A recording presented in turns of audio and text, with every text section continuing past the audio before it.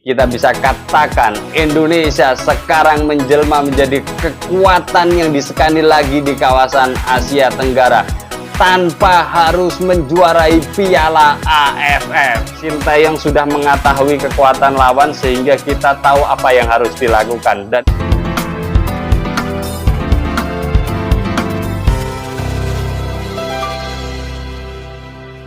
babak penyisihan Piala Asia U23 sudah selesai. 3 pertandingan sudah dilangsungkan semuanya dan 8 negara dipastikan lolos 8 besar. Dari kawasan Asia Tenggara sendiri yang diwakili 4 negara, 2 lolos 8 besar dan 2 tersingkir. Malaysia bersama dengan Thailand tersingkir dari kejuaraan ini. Sementara itu Indonesia dan Vietnam melaju ke 8 besar. Dengan melihat fenomena ini, peristiwa ini, kita bisa katakan Indonesia sekarang menjelma menjadi kekuatan yang disekani lagi di kawasan Asia Tenggara tanpa harus menjuarai Piala AFF. Ya, sekali lagi saya tegaskan, Indonesia sudah bisa disegani di kawasan Asia Tenggara tanpa menjuarai Piala AFF. Bahkan publik Asia Tenggara, baik dari Vietnam, Thailand, Malaysia, semua mengatakan salut dengan perkembangan sepak bola tim nasional Indonesia. 8 besar tim nasional Indonesia bertemu dengan Korea Selatan. Sebuah fenomena menarik karena memang pelatih tim nasional Indonesia berasal dari Korea Selatan dan lawan kita adalah Korea Selatan. Sejarah mengatakan ada 57 pertandingan yang sudah dilangsungkan Indonesia melawan Korea Selatan. 6 kali dimenangkan tim nasional Indonesia, 43 kali dimenangkan Korea Selatan, dan 8 kali berakhir imbang.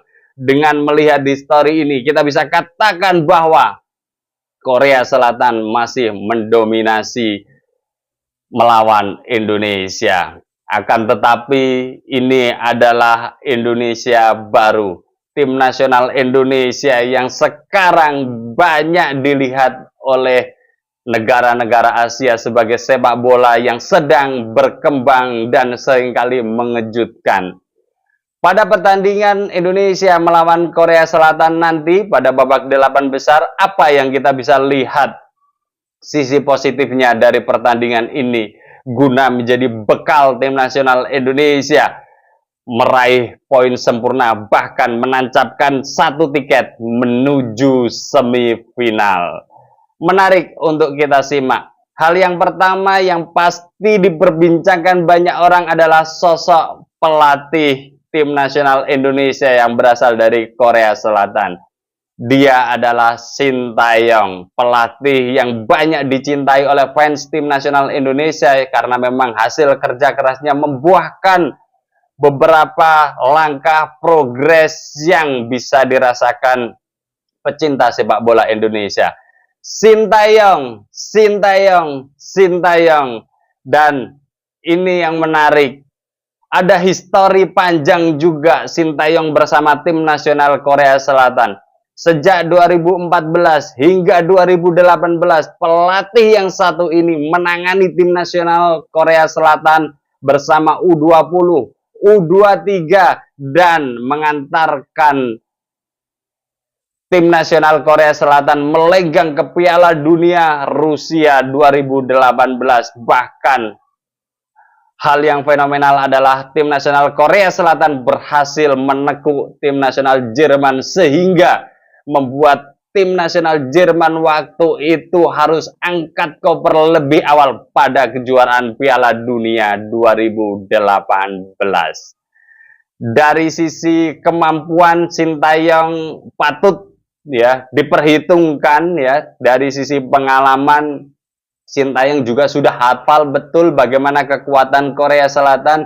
Bahkan kalau ditanya hari ini siapa pemain-pemain yang harus diwaspadai, maka Sintayong harusnya dengan mudah melihat itu. Dan juga kalau Sintayong hari ini ditanya bagaimana titik lemah dari pemain atau permainan tim nasional Korea Selatan. Sintayong juga akan bisa menebaknya dengan mudah. Dan ini sebenarnya menjadi bekal besar bagi tim nasional Indonesia menghadapi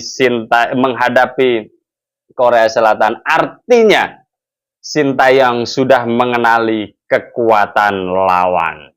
Tinggal bagaimana kita mempersiapkan perang ini dengan segala macam kelebihan dan kekurangan Korea Selatan dan apa yang harus dilakukan Sintayong.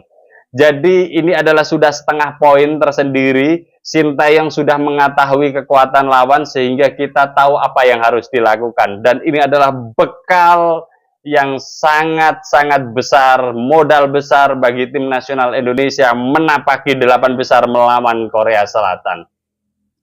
Aspek yang kedua, tim nasional Indonesia bersama Sintayong dan beberapa pemain abroad aroma Belanda ini juga mewarnai pola permainan tim nasional Indonesia yang seringkali tidak dilihat oleh negara-negara atau lawan-lawan lain. Gaya khas Indonesia dengan kecepatannya, ya, dribblingnya, terus kemudian umpan one to touch-nya ini bersama Sintayong tidak dirubah. Itu akan tetap dijadikan kelebihan bagi tim nasional Indonesia. Dan yang menjadi menarik lagi adalah disempurnakan dengan gaya khas Belandanya. Kita bisa melihat bagaimana tim nasional Indonesia waktu melawan Vietnam dan menang 3-0. Tim nasional Vietnam tak berdaya melawan tim nasional Indonesia karena memang ya waktu itu Vietnam kayaknya tidak mengantisipasi bagaimana permainan Indonesia. Aroma Eropanya jelas menjadi bagian dari bumbu yang tak terpisahkan. Dan ini menjadikan Vietnam susah berkembang pada pertandingan itu. Dan kita bisa melihat juga 2 pertandingan melawan Australia dan Yordania. Aroma Belanda ini juga dimunculkan Sintayong bersama dengan gaya khas permainan Indonesia. Terus kemudian muncul passing-passing yang brilian, tidak banyak pegang bola, akan tetapi permainnya efektif, mampu melepaskan diri dari pressing yang ketat. Dan ini luar biasa saya pikir. Perpaduan ini yang tidak dimiliki oleh negara-negara lain peserta Piala Asia U23 ini. Dan ini modal yang besar. Jadi kalau ditanya, apakah kepergian dari Nathan Cho kembali ke Heerenveen adalah sebuah kerugian? Yes. Saya berani katakan ini adalah kerugian besar bagi Sintayong. Karena nanti formasi pola permainan sudah dibentuk dengan sempurnanya saat melawan Australia dan melawan Yordania. Ini nanti akan kembali dioprek lagi ya. Sintayong harus berpikir keras lagi. Dan harapan kita masih ada waktu. Bahkan Pak Arya Sinungga pun sudah memonitor Heerenveen dan memberikan message-nya ya. Semoga saja ini adalah bagian dari pendekatan. Pak Erick Thohir juga saya yakin sudah bercuap-cuap ya, pendekatan dengan segala macam banyak sisi. Dan Heerenveen sebenarnya kita kenal sebagai klub yang baik terhadap tim nasional Indonesia. Banyak sekali event-event tim nasional Indonesia yang di situ ada pemain Heerenveen dengan senang hati. Heerenveen mendukung tim nasional Indonesia dengan mengizinkan para pemainnya bertanding bersama tim nasional Indonesia.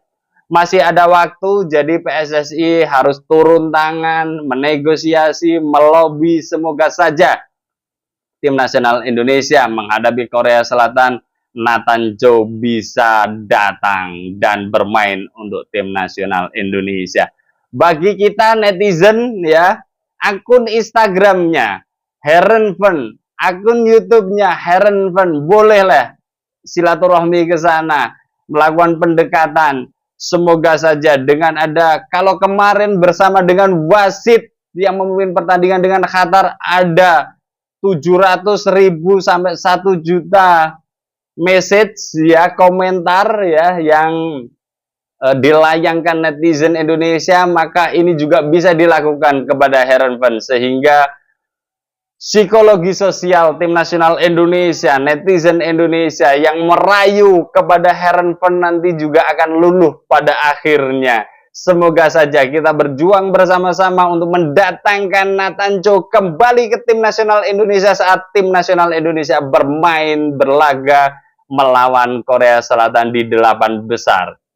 Itu adalah poin kedua yang bisa kita lihat sebagai aspek positif. Kemudian aspek ketiganya adalah secara mental.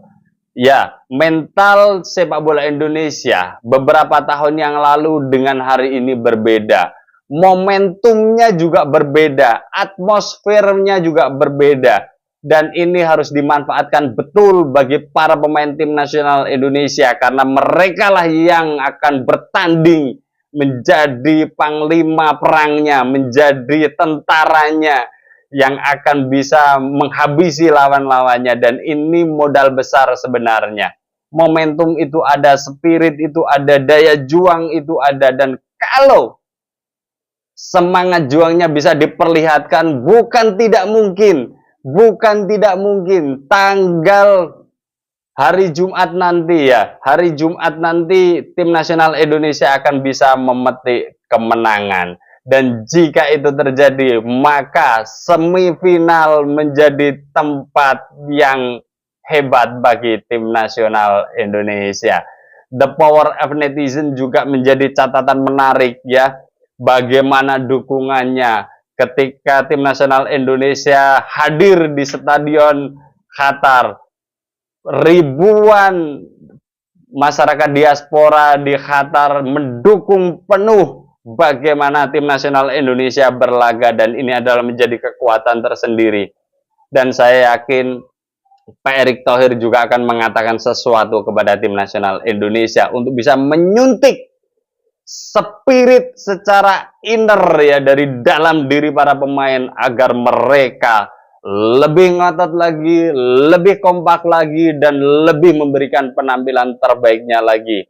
Semoga saja pertandingan antara tim nasional Indonesia melawan Korea Selatan U23 nanti akan ada kejutan-kejutan yang membanggakan bagi kita semuanya, dan kita nanti akan update dari sisi Korea Selatan baik kelebihan dan kelemahannya pada video berikutnya bersama saya Setia Uban. Thanks for watching.